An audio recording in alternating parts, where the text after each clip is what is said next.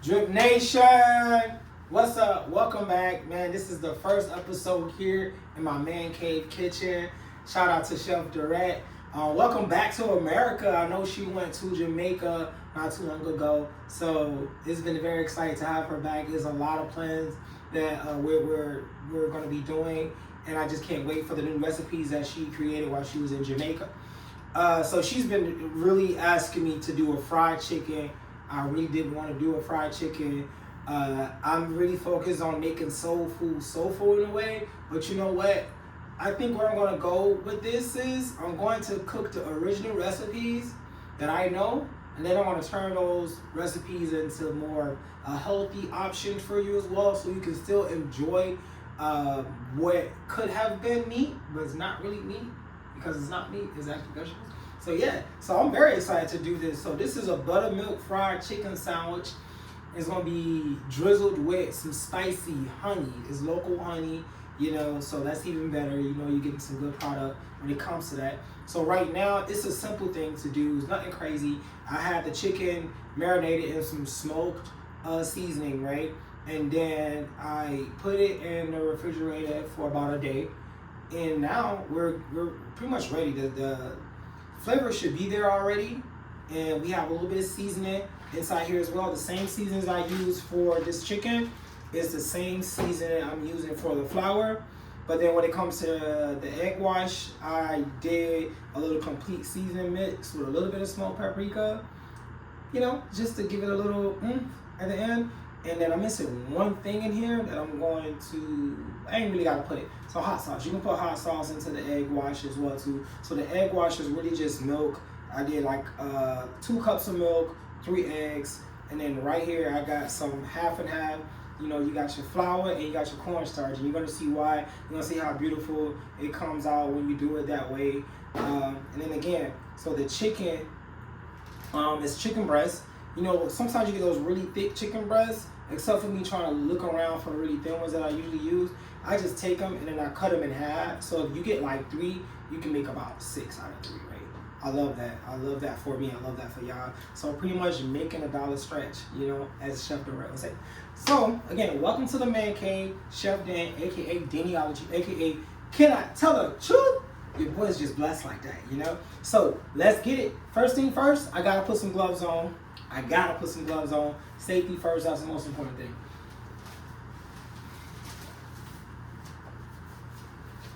And the oil already got nice and hot. I took care of that before I even started. I'm gonna cut it down just a little bit though. I'm gonna put it on 350. It was on 400 before. I'm gonna put it on 350. I just put it on 400 just to get it hot, get it going while I'm here talking to you all. I'm not gonna use all of the chicken. I'm just gonna use about 2 of them because one, I don't eat meat. But my brother, he does. Like, he loves chicken. That's his thing.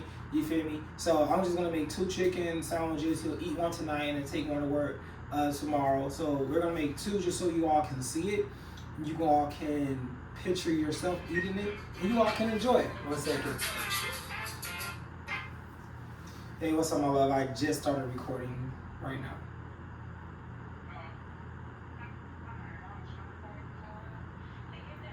You lay it down. Okay. I'm still recording as I'm talking to you, so. Alright, love y'all. Kiss her for me. Alright, back to Drip Nation. Apologies. So, again, let's get to this chicken. Right? So one thing about me, back in the day, they used to call me Chef Messy, and it's not French. I'm a messy chef. I'm working on it. As you can see, it's still here in the spots here and there, whatever. But your boy's working on it. I'm trying to not be Chef Messy. I'm trying to just be Chef Dan. But Chef Messy sometimes comes out, depends on the recipe. And you'll see that as we go along, So one thing Chef Brendan taught me was you want wet and dry. Wet and dry. Wet and dry when you're doing this, all right? So you don't want to have both hands digging in there. You also want to have this hand always open just in case you got to touch something or get something or whatever it is. You have one hand open, right? So we're going to do flour, right? We're going to coat it real good. Gonna coat it real good. Y'all see that, right? See how I'm coating that? You gotta coat it real good. Nice. and good. It's still a little thick. That's another reason I actually put it on 350 because I didn't want it to overcook. So we're gonna go flour and we're gonna go egg wash. And we're gonna go egg wash. So again, here you got like a smoked barbecue flavor in here, and I did like 5 dabs of hot sauce. You feel me? So it's a little spicy, but it's all good in the hood, if you know what I mean. All right. So then, boom, gonna go back into the flour. All right, y'all. Ooh, yeah. See, my ancestors is like, okay, Danny, I see what you're doing. But they gonna turn in their grave once they see me making this with a mushroom but not chicken. But it's all right, because I'm all about making soul food. But today, I'm gonna go traditional. So, what I also want you to do is, we all should have gloves at home. Like, I really believe in having gloves at home.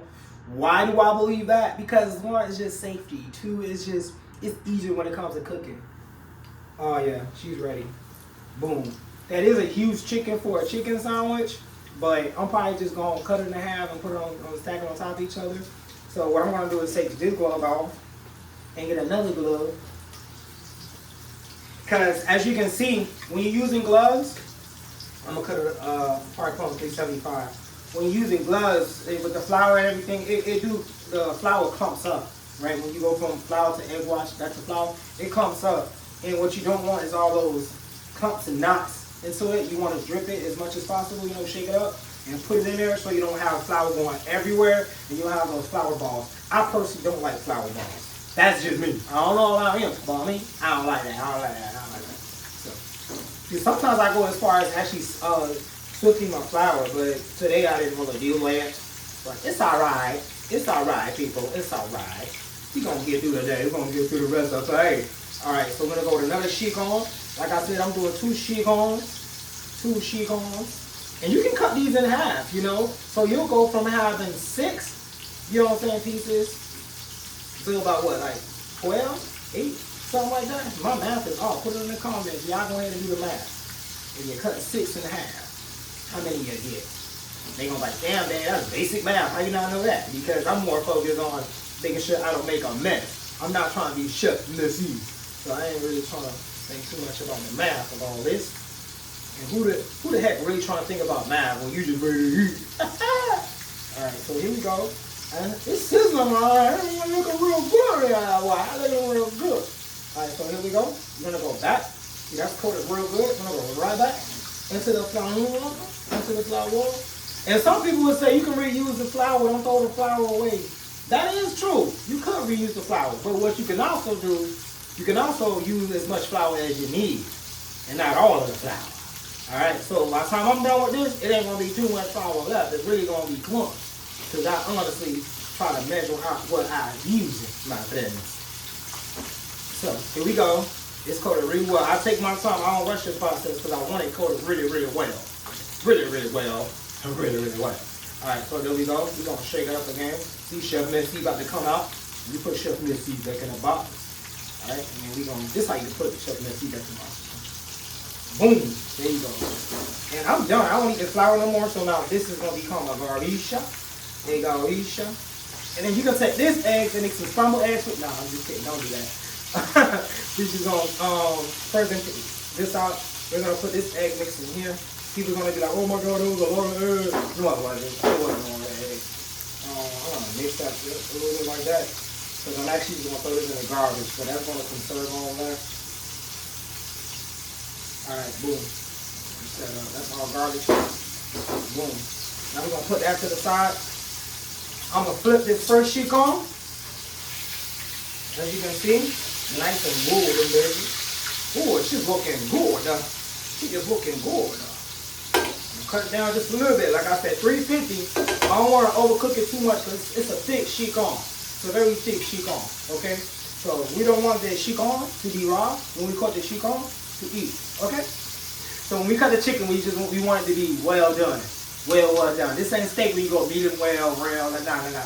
You have to cook that chicken well done. Nobody trying to get sick. I'm going to put this chicken back in the refrigerator. 1, because it's really hot out here. 2, it's going to marinate for another day. And then tomorrow, I'm going to do some chicken bites for my little gal. So Scott Butler's asking for some chicken bites. So I'll be using chicken bites for this. If y'all want to see that, post in the comment, yo, let me see how you make your chicken bites, all right? But right now, I'm gonna put it back in here to marinate for another day, and it's too hot, so yeah.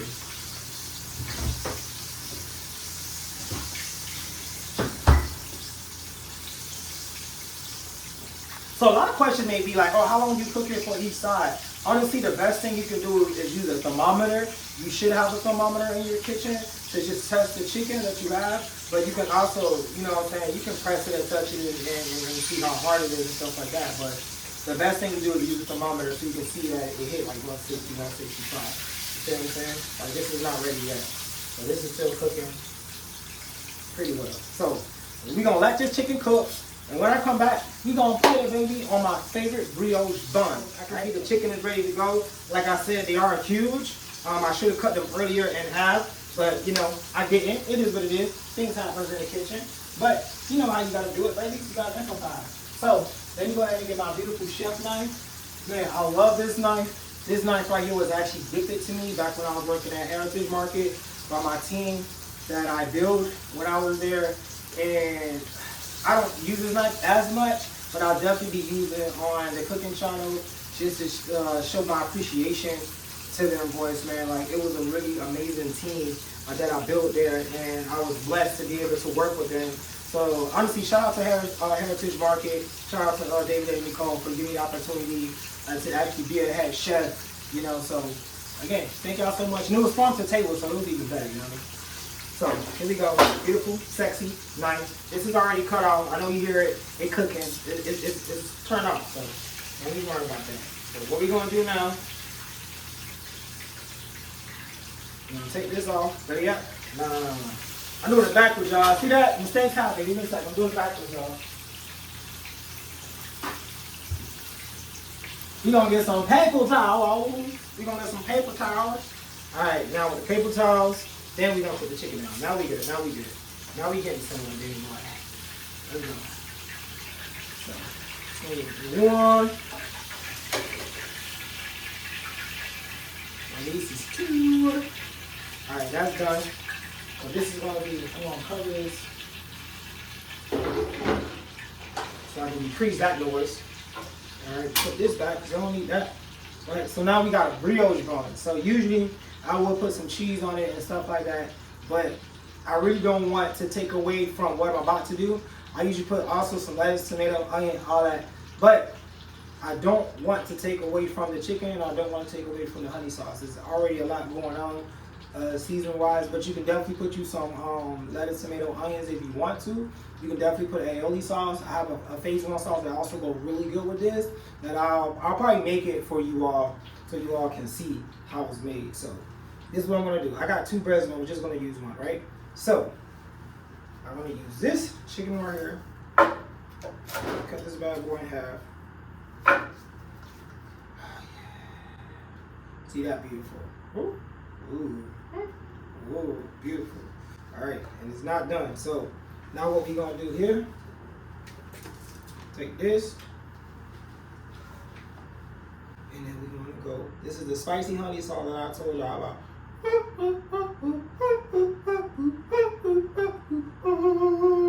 don't want to use too much because I got other things really to do with this sauce, so I don't want to use too much of it though. Like, not even the sauce, it's just literally just spicy honey. There's nothing crazy about it, but I don't want to use too much. I actually eat it with my pancakes too, you feel me? So I don't want to go too crazy with it. So what we gonna do here is we gonna put it on the inside, right here. Here we go. That's that spicy honey chicken, as you can see. Beautiful, beautiful. It looks just like you are, just beautiful, gorgeous, magnificent, amazing. It makes me miss meat. Nah, I'm kidding. But yeah, this is amazing. I like brioche buns. I like the texture of brioche buns. I like the flavor of brioche buns. I love the way it looks when you're using it on, you know, burgers and sandwiches like this per se. So yeah, man, like, do the recipe, enjoy it, and again, shout out to Chef Dorette. Like she would say, make it your own. All right, you ain't gotta do exactly how I did it. Make it your own. Do what you do. Like I said, you can cut this in half and you can make 2 out of 1. Feed the whole valley. You hear me? Making $1 stretch this year because 2025 has been crazy. But yeah, thank you for tuning in to culinary drip. This is my man cave kitchen. It's your boy Chef Dan, aka Genealogy, aka Can I Tell a Truth? Cause I'm blessed like that. God bless.